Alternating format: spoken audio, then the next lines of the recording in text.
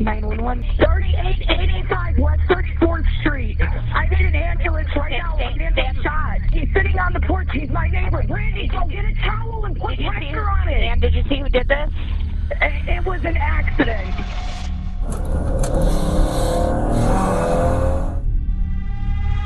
This is the panicked phone call that a 911 operator received on April 23rd, 2023, after gunshots were heard from a house belonging to a 28-year-old Carlos Perales.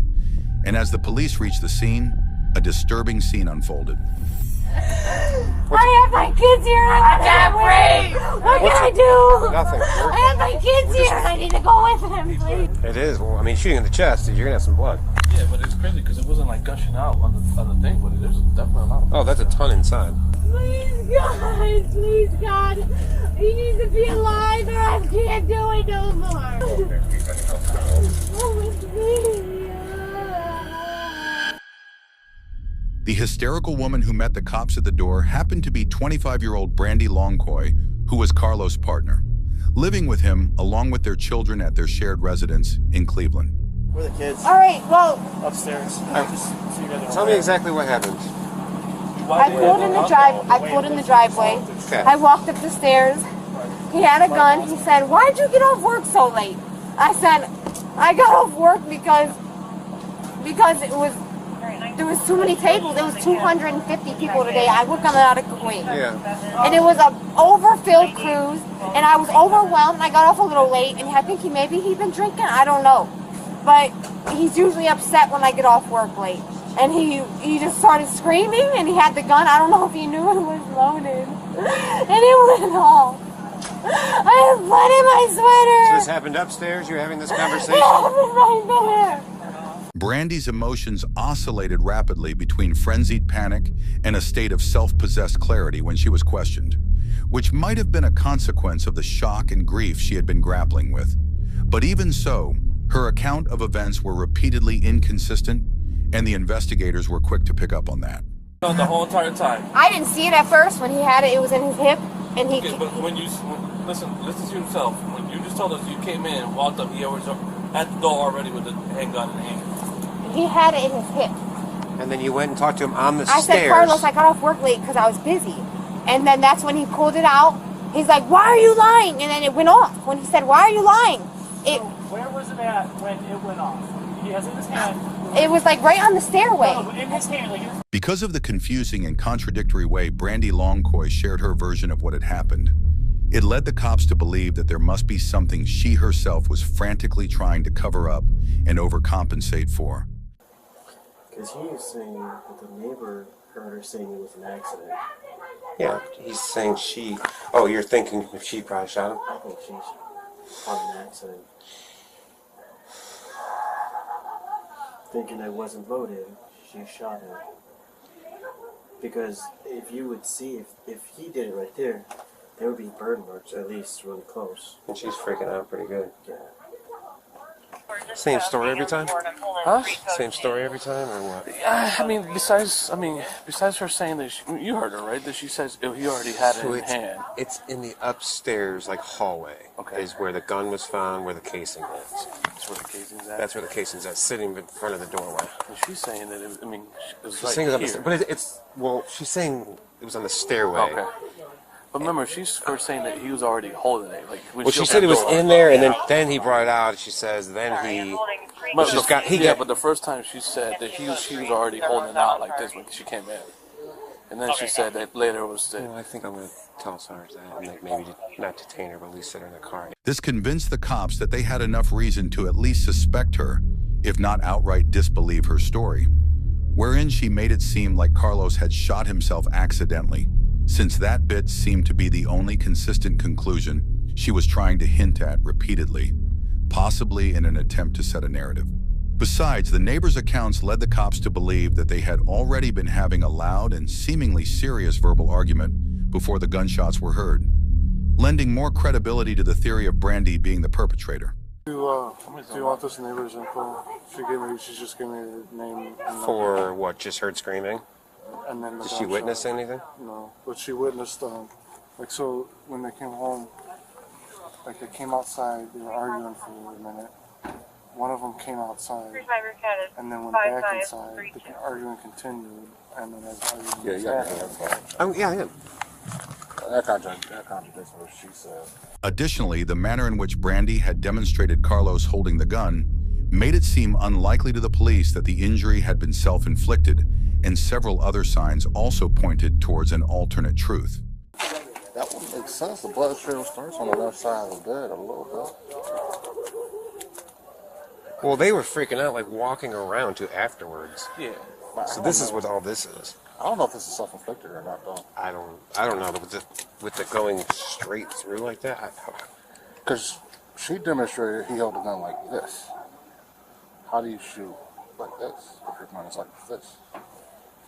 When will I know if he's okay? They're gonna talk to you.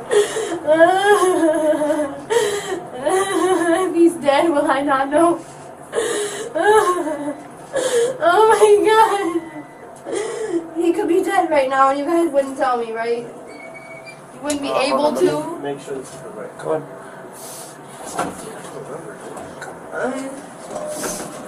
Okay, come on. After it became clear that Brandy was going to be detained and questioned, she began to lose her composure even further.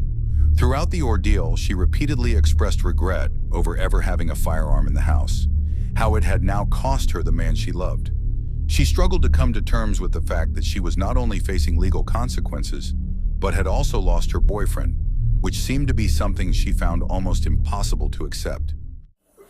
I should have never allowed it in my house. For protection, they say.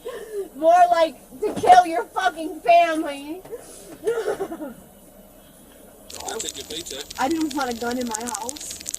Because even if there was somebody that was going to harm me, they could take anything.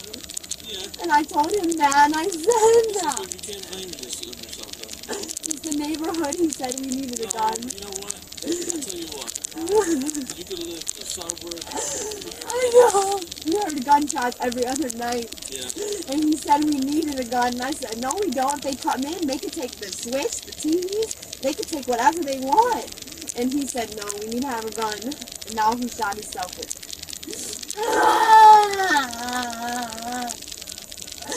I can't even do this no more. I can't even do this no more.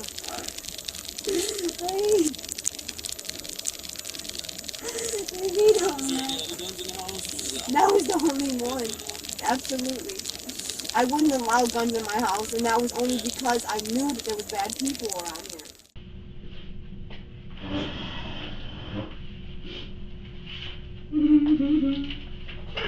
No, please.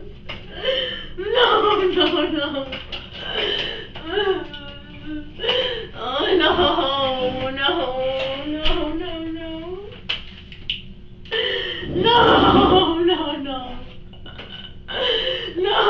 No. When Brandy is informed about Carlos's demise in a definitive way, she breaks down completely, and it is evident that she is distressed by this news. But the investigators know that they have to be able to form a coherent and consistent timeline of events, and so the questioning begins. What we were told was you were working tonight and you came home. Where do you work at? I'm still in my uniform. I came from the Nautica Queen. Nautica Queen? I didn't even get to take a shower after work. I've been at work since 8 a.m. Since 8 a.m.? And what time did you get home tonight? Once again, Brandy walks the investigators through her day, and this time, some new details are revealed.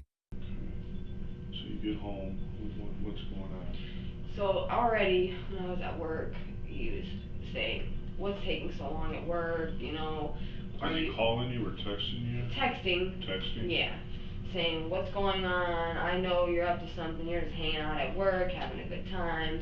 He's always been like this. I never took it serious. I just said, I'm at work. You know, you can call the Nautica. So he's accusing you of stuff? Yeah. And I said, you can call the Nautica Queen. They'll tell you the cruise times. They'll tell you that I'm on the boat. I'm stuck on the water. There's nothing I can do. And he was just upset. I guess it was a hard day with the kids and, you know, the house and just everything. And when I walked in the door, he was standing at the top of the landing. And he had a mean face. And I came up and I went to take my apron off. I went in the room and he let me walk past him. I went up to the room. He said, what took you so long at work? Why was you at work all day? And you didn't have no breaks in between? And he was just asking me questions like that. And honestly, I just had a long day and I started screaming. I said, stop asking me questions. I just got off work. I said, I didn't even get in the shower yet and you're already asking me. Around this time, Brandy brings up the fact that her dispute with Carlos had begun long before she had even walked in the door at their residence, because apparently Carlos had been texting her while she was at work, and neither of the two were quite happy with their situation. So when Brandy got home, the dispute that had been weighing on the two all day, as it merely escalated, and that's when Carlos pulled out the weapon, as per Brandy's claims. And he pulled out a gun. And I know the gun, I've seen the gun before, it's for protection for our household. We have rowdy neighbors in the street, and I know that this gun was for protection. He pulled it out, and he just was like, tell me the truth, where was you at? And I said, I was at work. I said, you can call the Nautical, you can call my managers, whoever you would like to get a clock out slip. I was explaining to him that he could check any option possible. At this point, is he waving the gun at you? He had it like in his hip, and he was just like that. Like, just tell me where you are, where you were. So he's not pointing at you, no, he just not has yet. his hand on it. Yeah, at the time. Okay, is it in his waistband? Yeah, it was like at his waist. Then he took it out, because I wasn't telling him no lies. I was telling him the truth. I said, I'm at work, there's nothing, nothing. He thought maybe it was guys I was hanging out with, I don't know. So he started screaming, and like I said, he took the gun out of his waist. He said, I'm going to tell you one more time, tell me one more time. And I said, there was nothing going on. I was telling him there was nothing else. Nothing, no cheating. He always thought I was up to something when I was at work or just anything I was doing, if I was going to the corner store. Brandy also went on to reveal that Carlos had apparently always had issues with bringing himself to trust her and constantly suspected her of being up to something, highlighting the cracks in their relationship by speaking of Carlos's insecurities and seemingly abusive tendencies, since he appeared to be threatening Brandy by flashing the weapon. And all of a sudden, I turned around. Honestly, I wanted to run out the door because I was scared.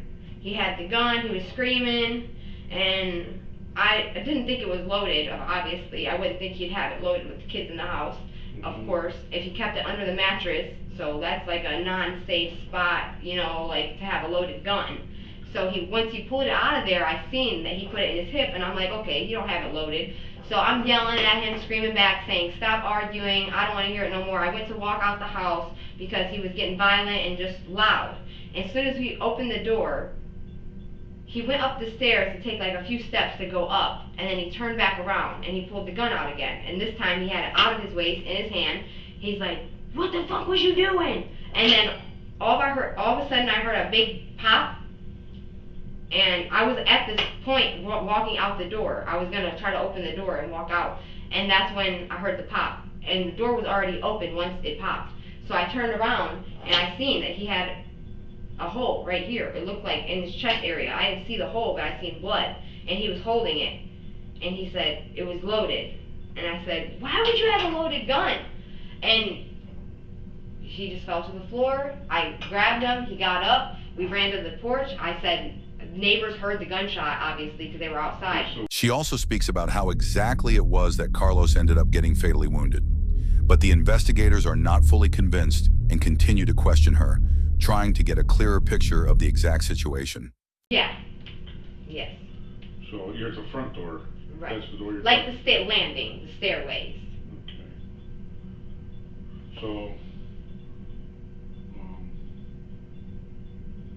the front door, and then to the right is the steps, and then all the kids' shoes are right there? Right. So right there? Like a few steps up. It was on the stairway. So that's where he shot himself? That's when I heard the bullet. I heard the sound of the gun. I wasn't facing his direction. I was like running, and I was just trying to get out the house. You were on the steps. Right. Okay.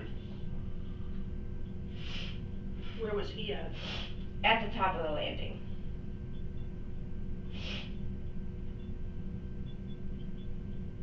Because I was going down, he was at the top. Okay. So you didn't see him pull the trigger? No, absolutely not. I didn't even think he pulled the trigger. I thought maybe it shook and just popped. Because he had it kind of like aggressively, like yelling and just, I thought maybe that's what happened, that it maybe just popped off. But he wouldn't have shot himself. I'm almost positive. So that doesn't make any sense. He wouldn't have shot himself. Have you touched that gun before? I have. Yeah. When was the last time you touched the firearm? Today, when he after he had it, it dropped to the floor, and I looked at it. I said, "It's loaded!" And I grabbed it because the kids were upstairs, and I didn't know if it was gonna go off on the floor. I didn't know if he shook it and it went off. I didn't know if it was triggered by something. And I grabbed the gun, and I don't know if I grabbed him first. I think I grabbed him first, and I picked him up and I said, "Let's call the ambulance." I was looking for my phone. I was in panic. I didn't see the phone. So we went outside on the front porch, like I said, and there was neighbors already outside. And that's when I told the neighbors, "Please call 911." And I had the gun, and he was right there. But I set the gun somewhere, I believe, because when I seen he was bleeding, I went to cover him up. So you went upstairs and grabbed the gun? Well, we were on the stairway. So like I said, he was at the top of the landing. When I heard the gun, I ran up. I didn't even know he had like bullets in it, like I said. So when I went up and the gun went off, I seen he was bleeding. And I said, "Oh my God, it was loaded," and I like... So where was the gun at then, when you picked it up?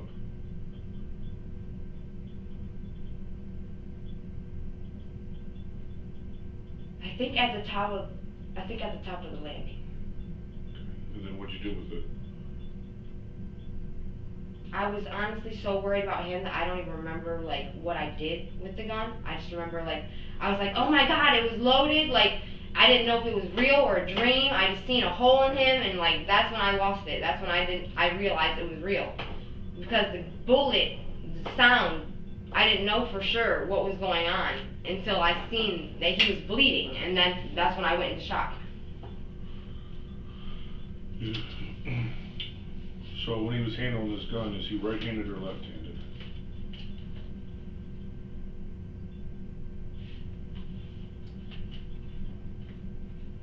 Honestly, I think he used both hands, but I think he was more right-handed. With the gun, I think he had it in the right hand. I'm not even sure. Is he right-handed or left-handed? He's right-handed. He's right-handed.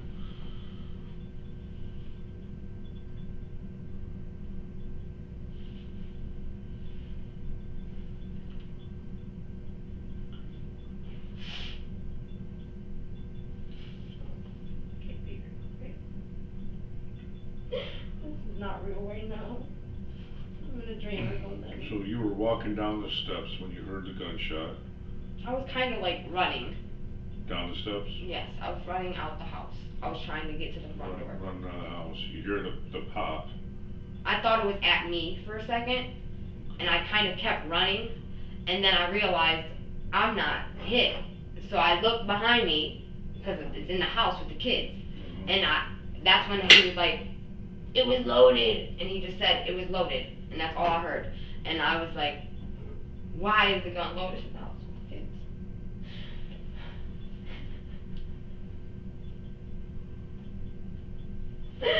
I can't do this right now. Now, is this the whole truth? Yes. And when Brandy confirms that she has indeed been telling them the whole truth, that is when the investigators bring up what they know, which makes her already inconsistent and half-baked account seem even more flimsy and difficult to believe. We have some discrepancies with that. Okay. The doctor at the hospital said it wasn't self-inflicted, and that the angle of the bullet was in the center chest, but it exited the right lower back.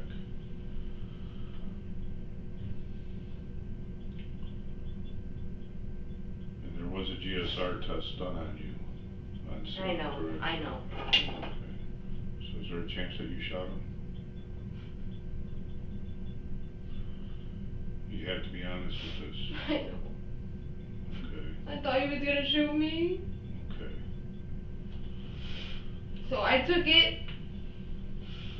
Okay, so out his hand. All right, so now we're gonna go with the whole truth this time, right? Finally, the other shoe drops, and after being confronted with the details revealed upon closer and professional examination of Carlos's body, Brandy is left with no other choice but to confess that it was indeed not a self-inflicted wound that ended Carlos' life, and she, in fact, did have something to do with it.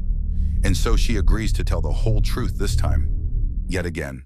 From this time forward, let's go with the whole truth, okay? Because you do have 3 little kids that are going to need a mom, so we need the whole truth. I don't care to be here. You guys can take me forever. But I'm gonna be honest. Okay. Because I don't want to be here. I'll probably die in prison. But the honest truth, yes. I came in from work. He thought I was out having a fun time, out with guys. I was at work. I came inside. It's not the first time he pulled the gun on me. And yeah, I took it. I see you guys have a history. So I didn't want to say it because he's dead, please. I understand. Okay, so you come home, you're mad. Please, no! Oh, no. Once again, Brandy reiterates that they had been having issues for a while, and it was the constant suspicious and accusations against her, leveled by Carlos, that had been the bane of their domestic life. In addition to that, she also reveals that this was not even the first time that she had felt threatened by Carlos with the weapon that he had supposedly purchased to protect himself and his family. That is Brandy and their children. Did you take it from under the mattress? Absolutely not. He came at me with the gun. I would never, ever do that in the house with the kids. Ever. I would never even shoot the gun at him. He was coming at me with it, and I just remember. Where is this happening at right now? Upstairs. In the room, in the hallway? About in the hallway. I just took my apron off. Okay. I didn't even know where my phone was. He was yelling and screaming. I barely even remember, honest to God, how it went. Because he was screaming, he was mad. I seen the gun. I kind of got just nervous because he took it out before. Okay. And he said, "It's loaded." And he set it down on the table. And he said... Which table? On the nightstand. Nightstand? There's a little nightstand in my room.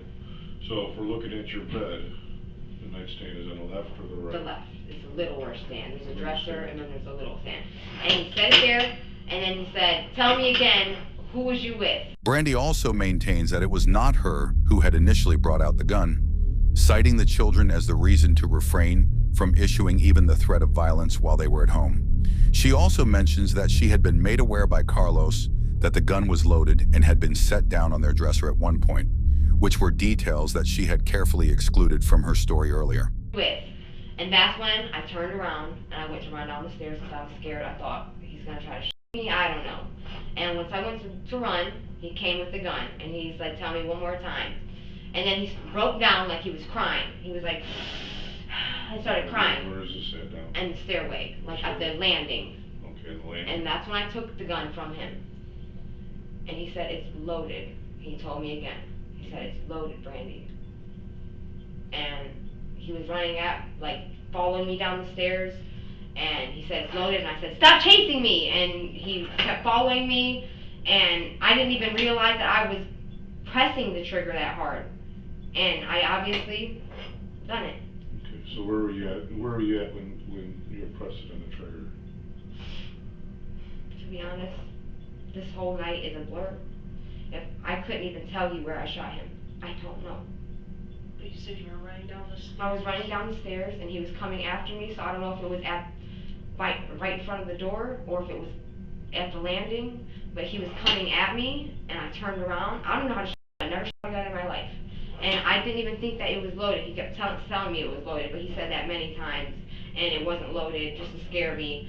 So I'm thinking, okay, he's just saying this, and he was coming at me, and I just...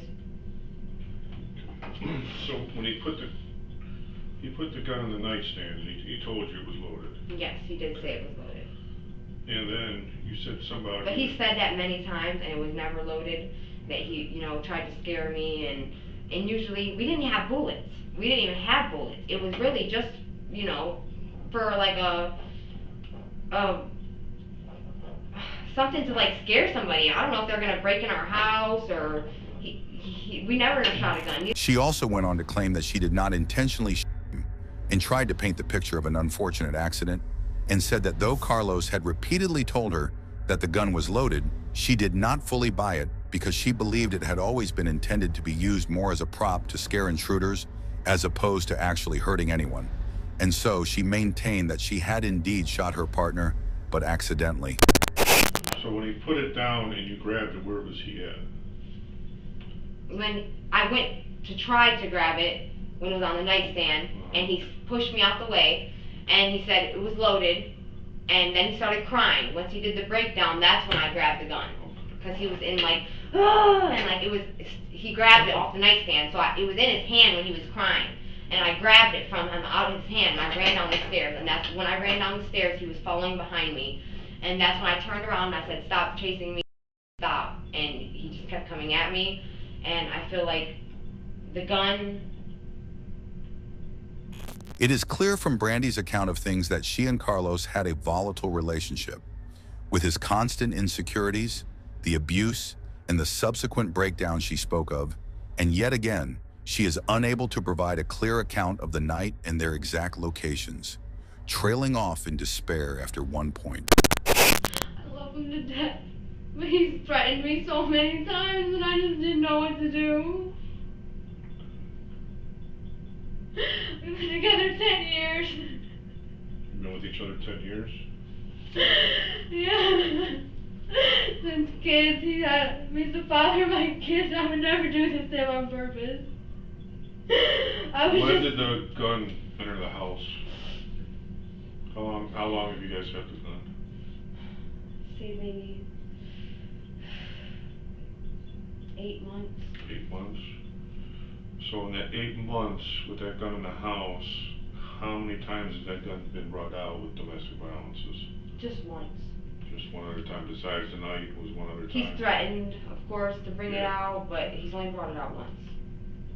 Does that count tonight? Or no, this was the second time. So this will be the second time. The other time he put it to my head and pinned my head to the stairs. When she speaks again, Brandy speaks of a previous incident with the gun and Carlos, clearly indicating that they had a problematic history with the gun ever since it had been purchased. I told my brothers. Told your brothers? Yeah. Okay. And he put a gun to your head? How long ago was that?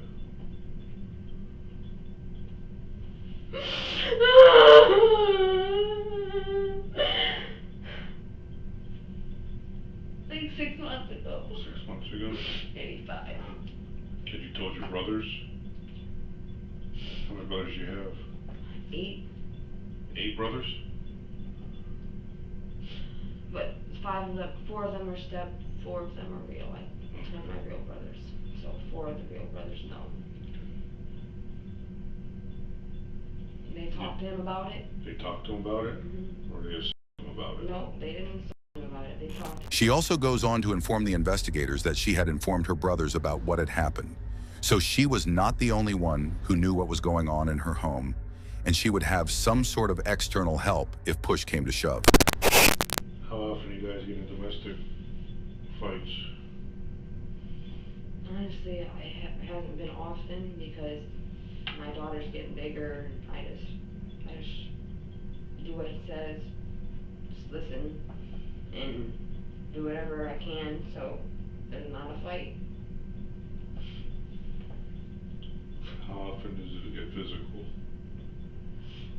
It hasn't been physical in years, since the last case when I called the cops.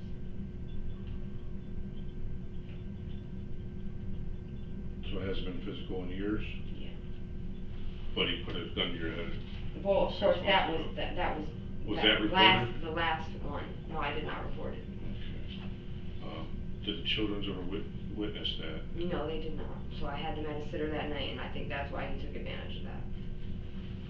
So the children, have they witnessed any of the violence? Back in the day, when I called the cops, he held me hostage in the house. So that was one of the incidents that the kids was around. Brandy also reveals that in the course of her relationship with Carlos, mistreatment and domestic disputes had been a regular part of their lives together, occasionally even in the presence of their children, and she had even reported his behavior to the cops before, though still choosing to stay with him. Was the gun bought legally or was it bought off the streets? Off the streets. Streets. Did he buy it or did you buy it? He bought it. What's that? He bought it. He bought it. How much did you pay for it? I'm not even sure. I never wanted a gun. He hid it from me for a few months. Where do you normally keep it? Underneath the mattress when I finally found out. But before I found out, I had no clue.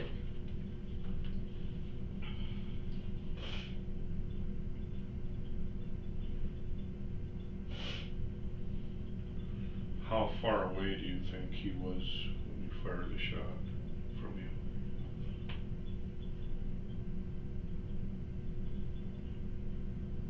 He was very close. He was running closer and closer. I didn't want to do it. I waited till last minute. So, But you were on the bottom. feet? How many feet would you say? I'd say maybe 2-3 feet. So we're talking like this close to you? Do you think he was on like the second or third step then? Yeah, or maybe even at the landing while I was running out the door. I was like trying to get out the door, and I turned around and there he was, and it just was like an instant thing. I didn't even try to aim it at him. Like, I just pulled the trigger, and it was just like instant. It hit him. But you were still inside. You didn't make it outside yet. Not yet. Once again, Brandy maintains that it had been an accident in the heat of the moment, brought on by Carlos' repeated acts of aggression towards her. She also claimed that Carlos had tried to hide the fact that they even had an illegally possessed firearm in their home for a while, in spite of their history together. So I'm gonna probably be in jail for the rest of my life, right? That I don't know. We don't make them decisions at all. What we do is, when we're done interviewing you, we're going to contact the prosecutor and explain him the circumstances, and then the prosecutor will advise us what to do. Okay, we have no judgment over that. Okay. I am going to ask for your consent for your DNA. That's just to compare it to the gun.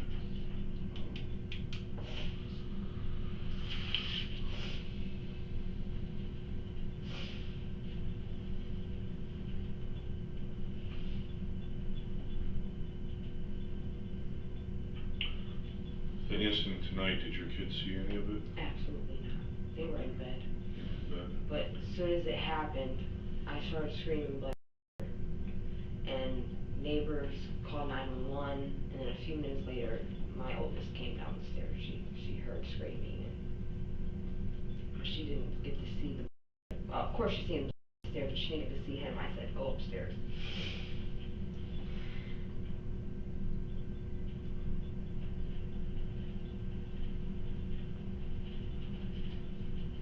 It's my fault. I should have just left. As the duration of the questioning session wears on, Brandy becomes more and more visibly distressed, expressing regret and anguish over her actions, and strongly inclined to believe that she's going to jail for the rest of her life.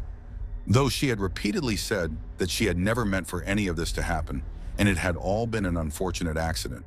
The investigators make Brandy walk them through the events of the evening one final time.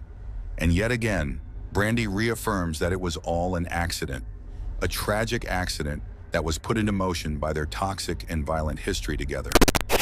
Well, I'm gonna be literally going down for murder.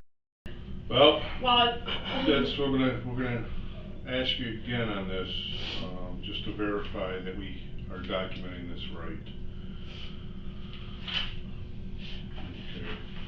So you came home, you're arguing, right? he was mad the whole time I was at work all day. So he's accusing you of things when you come home. You're in the bedroom, right? And he puts the gun on the nightstand and tells you it's loaded, right? Yes.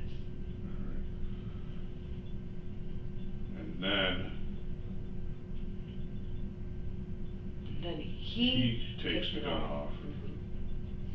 And then you said he like cowered down like he was crying. Yeah, it looked like he was just having a breakdown. Crying breakdown, that's right. Like he was gonna shoot me, but he didn't want to. It seemed like I feared that maybe that was what he was thinking. Where is he actually like having his breakdown at? Right by the bed, like at the foot of the bed. Foot of the bed. Okay. So then I ran down the stairs.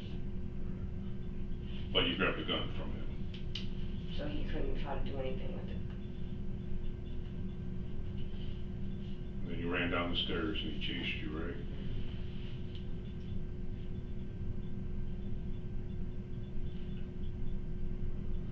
And then when he got within 2 to 3 feet of you, you shot him, right? On the stairs, right?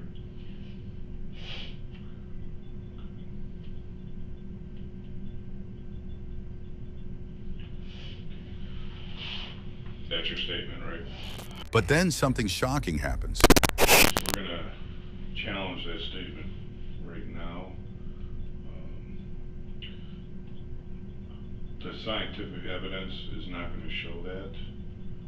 The evidence that we collected on scene doesn't show that. Okay. The investigators confront Brandy with evidence from the scene of the crime, which negates her story that, though inconsistent, she's stuck to throughout, that it was all an accident. But the evidence is stacked against her. So the bullet struck him in the chest, was at a downward, and exit on his back. That would be impossible from being on the stairs. Well, I said he was coming down the stairs, so Okay. it was probably So at the it would've landing been- at the bottom once he got. It- Because I was running out the bullet- door, but it was still bullet- inside the house. The bullet would have went up then through his chest. And If he was his up shoulder. the stairs, right. He wasn't up top, he was running down, and I was going out the door, so by the time I turned around, he was probably at the We bottom. know- We know that's not even possible. The spent shell casing is upstairs on the second floor. The shell? Yeah, so when you shoot a gun, it ejects to the right. Showcasing. So I shot him upstairs? Yes. And I think you shot him while he was sitting on the bed. The investigators were no longer buying anything Brandy was telling them, because while she may have been a victim, she was also the prime suspect now. He wasn't sitting, he was chasing me. He was coming after me. There's in the bedroom, right? He was in the room when you shot him. See, I just got off work and I had a few drinks and I was emotionally, you know, just a mess when he was coming at me with all these things. So it could have been upstairs, but even then, I know he was chasing me. I had to, you know, turn around and just pull the trigger. And then you would have had to run upstairs to put the gun where it was located at. I dropped it. Okay. And That ran. was upstairs. Right. On the second story. Then that's where, see, then that's where it happened then.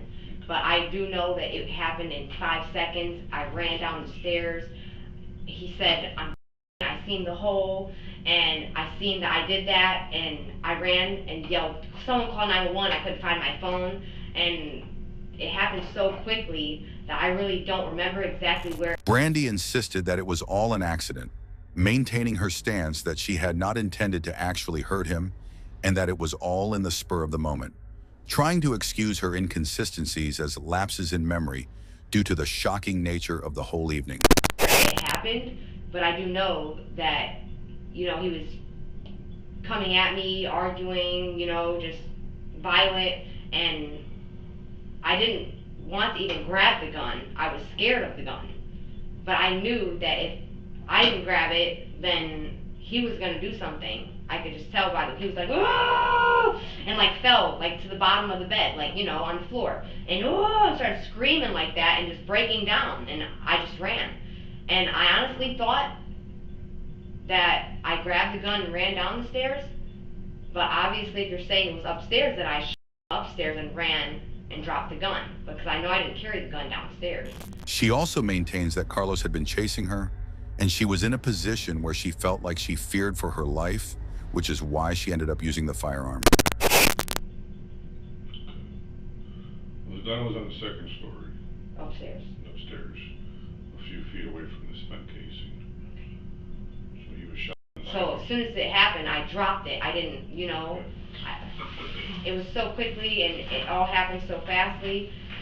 And like I said, I did have a few drinks tonight and I got off work and he was screaming and it happened literally in I'd say 10 seconds. It was just so quickly that I just don't really barely remember. I remember running down the stairs as soon as it happened and I yelled, somebody call 911. So I remember being on the front porch. I remember running down those stairs and it just happened so quickly that it had to have been up at the top of the landing then, if anything. And I ran down the stairs to tell the neighbors to call the ambulance or the cops. From the sudden shift in demeanor in Brandy, it was pretty evident that she was struggling to keep her story straight, and her insistence on setting a certain narrative that absolved her of all reasonable blame did not sit right with the investigators either. You gave us very consistent, probably 3 or 4 times that you had the gun in your hand, you ran downstairs, and he came after you, and he was at probably the 2nd or 3rd step, and when you him. Right. The landing upper. Well, it's the truth, it doesn't change. Okay. I know, but like I said, I know it's a extremely traumatic experience, but again, the truth doesn't change. Okay? I understand. So you have to look at it in the eyes of the people who are that look we're at not this case, there. I understand. right? And they're gonna look at this and say, she changed her statement so many times, and it sounds like you're changing it more and more just to kind of cover up. I was just scared at first. I know. That we can't. We need to know the truth. Okay. What's gonna hurt you is by continuing to lie. I understand. Or to be untruthful, to try to make it things look different. And so it became clear to Brandy that her story had some holes that she couldn't cover up, and the investigators did not fully believe her inconsistent and faulty account. And in the end, Brandy Longcoy does not confess, but simply breaks down one final time. Her story, riddled with inconsistencies and contradictions, is the one she chooses to stick to. And while she does not manage to convince the investigators that she was totally innocent, neither does she give off the impression of a stone cold. In the end, what really remains is a murky and confusing mess of pain and misery in a downright problematic relationship with a deceased man at the center of it all. As Brandy Longcoy awaits trial, her story raises urgent questions about abuse and the deadly consequences of having guns in volatile homes. Because sometimes it only takes one moment of anger or panic and one loaded weapon to turn a toxic relationship into a tragedy.